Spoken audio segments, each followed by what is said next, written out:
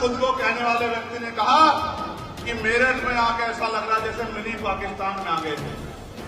कहां गए हो तो उनको दिखता नहीं है, ये वो खुद कहते हैं। वो कहते हैं कि बचपन से मैं मेरी आंखें जन्म में कितने गलत कर्म किए होंगे कि कुदरत ने उनको आंखें ही नहीं दी। बड़े बड़े अपराध किए होंगे उस अपराधी ने कि कुदरत ने उनको आंखें ही नहीं दी, आंखों के अधिकार से भी छीन लिया। और ऐसे जिन्होंने इतने बड़े अपराध किए उन लोगों से भी आज जनता को ज्ञान लेना पड़ रहा है, ये बहुत चिंता। अभी उत्तर प्रदेश के मेरठ में एक कथा का कार्यक्रम चल रहा है,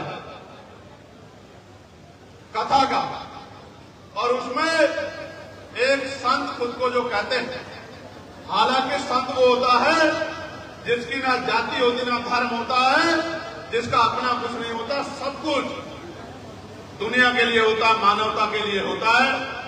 एक संत खुद को कहने वाले व्यक्ति ने कहा कि मेरठ में आके ऐसा लग रहा जैसे मिनी पाकिस्तान में आ गए थे। कहां गए हो, कहां गए हो, कहां गए हो? आप ये समझिए, पहले तो उनको दिखता नहीं है, ये वो खुद कहते हैं। वो कहते हैं कि बचपन से मैं मेरी आंखें नहीं। दूसरी तरफ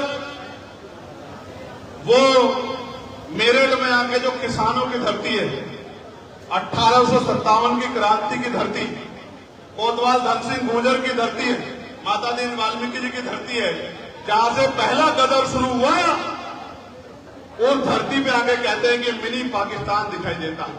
आप महसूस करके देखो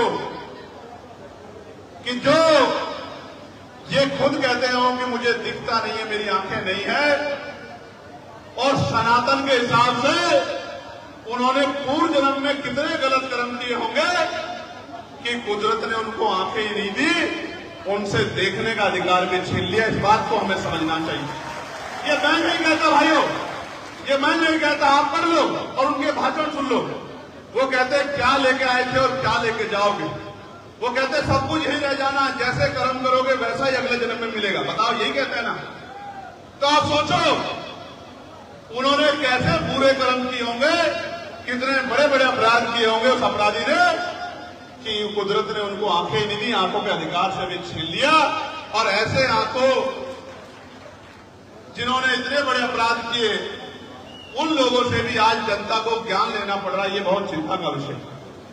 आज सुबह ही मैंने असंवैधानिक क्रीमी लेयर जो ओबीसी समाज पे लागू की गई उसके विरोध में माननीय प्रधानमंत्री जी को पत्र लिखा कि क्रीमी लेयर खत्म की जाए या आय की सीमा जब तक खत्म ना आय की सीमा बढ़ाई जाए।